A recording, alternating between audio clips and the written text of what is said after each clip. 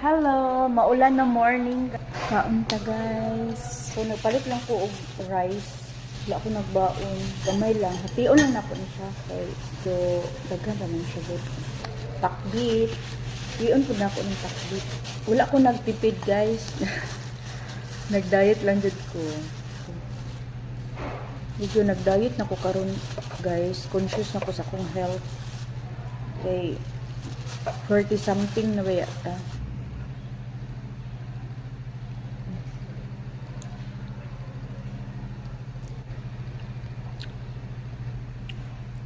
Ito siyang talgsik ko.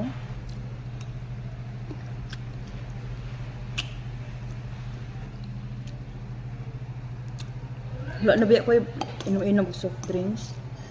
Napanindigan yun na ako ito kung post nga. Yan ako makaano junk foods niya. Inom og soft drinks. Ha, good for me.